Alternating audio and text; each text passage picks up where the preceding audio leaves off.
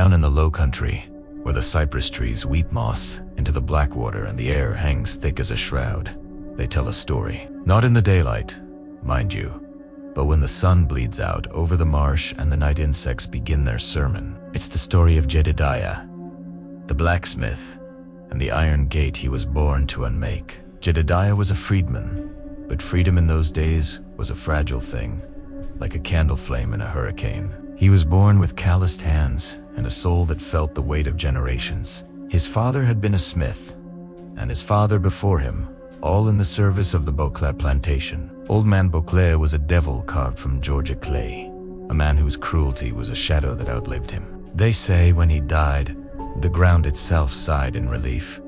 But some evils don't stay buried. Beauclerc had commissioned a gate for his estate, a monstrous thing of wrought iron, twisted into shapes of cruel vines and thorns. It was Jedediah's own grandfather who was forced to forge it, his tears and sweat hissing on the hot metal. The gate wasn't just iron. It was a cage for spirits. Beauclerc, a dabbler in things best left alone, had bound the souls of every soul who died on his land to that gate.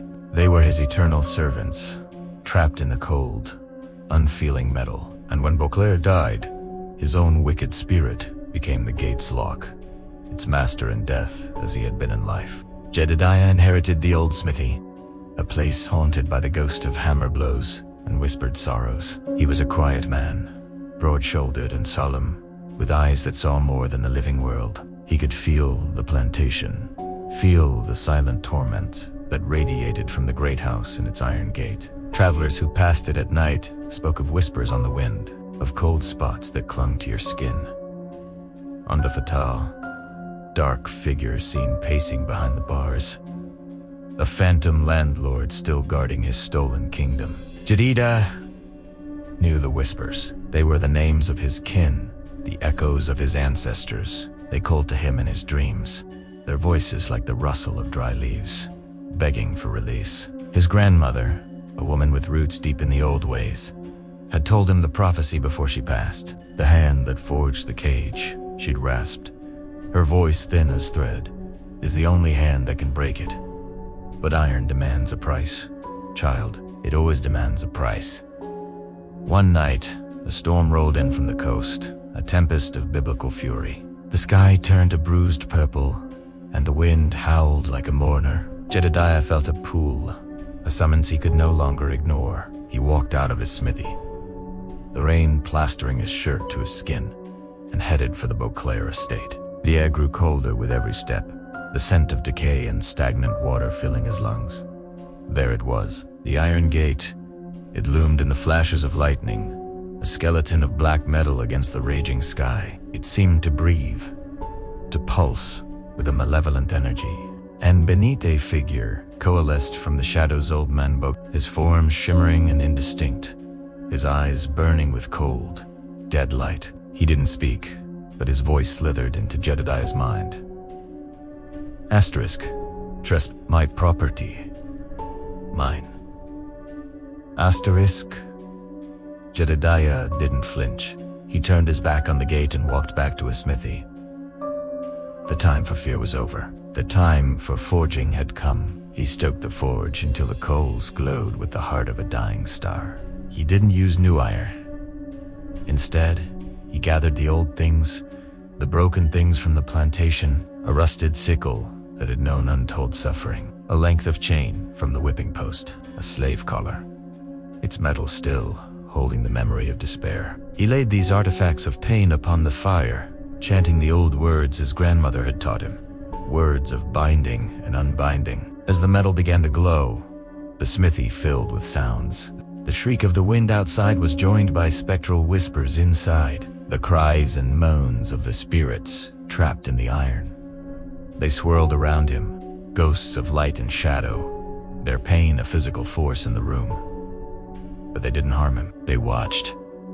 They waited. He worked through the night, his hammer falling in a steady, rhythmic beat that was both a prayer and a war drum.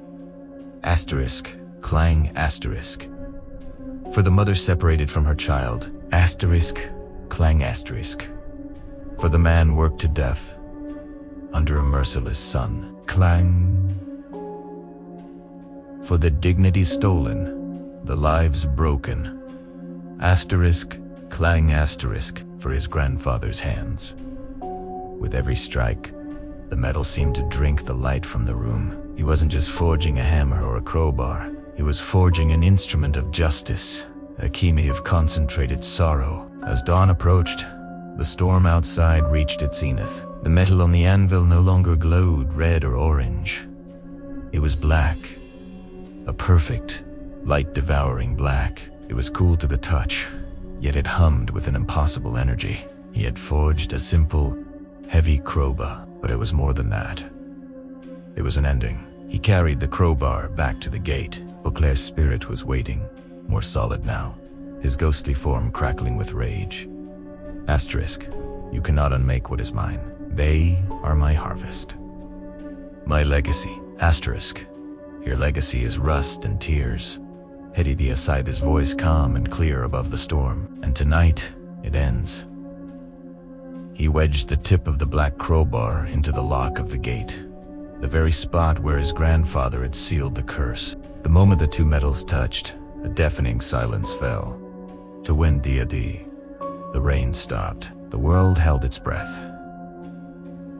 Jedediah put his shoulder into it and pushed. It was like trying to move a mountain. The gate groaned, not with the sound of metal, but with a chorus of pained, spectral voices. Beauclair's spirit lunged, his phantom hands reaching for Jedediah's throat, but the ghost couldn't touch him. A barrier of righteous fury, of ancestral protection, surrounded the blacksmith.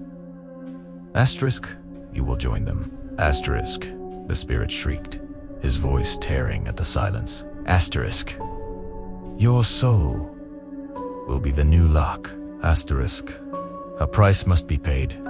Jedediah grunted, his muscles straining, sweat and rain mixing on his face. And I am willing to pay it. With a final, desperate heave, something shattered.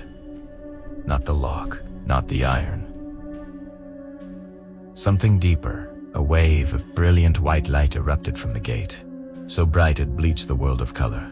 From the twisted metal, hundreds of shimmering forms ascended, men, women, children, their ghostly faces turned from agony to peace. They streamed into the sky like sparks from a fire, free at last. One of them, the spirit of an old man with kind eyes, paused and placed a translucent hand on Jedediah's shoulder in a gesture of silent thanks. Before dissolving into the dawn, it was his grandfather. The gate, now just cold, dead iron, hung limp and broken on its hinges. Beauclair's spirit was gone, his evil finally extinguished, consumed by the justice he had so long denied. Jedediah stood tall, the crowbar falling from his grasp with a dull thud. He had won. The curse was broken. The souls were free. But as the first rays of the rising sun touched his face, he did not see the light. He did not feel its warmth. His eyes, once full of sorrow and determination, were now vacant, empty. The crowbar he had forged had been a conduit, and to channel that much history, that much pain, it required a vessel. To unbind the souls, he had offered his own in exchange. He had become the new gate, not of iron, but of flesh and bone. A silent guardian at the threshold of a forgotten history. They say if you go out to the old Beauclair place now, you'll find the gate rusted and gone, swallowed by vines. But sometimes, when the moon is just right and the air is still, you can see a lone figure standing where it used to be. He doesn't move. He doesn't speak. He just watches, a silent, solitary man with empty eyes, forever keeping vigil over a piece he paid for, but can never share. Thank you for listening. If this story found a place in your thoughts, consider liking and subscribing for more dailies from the shadows. Stay safe, and always be mindful of the old places and the stories they keep.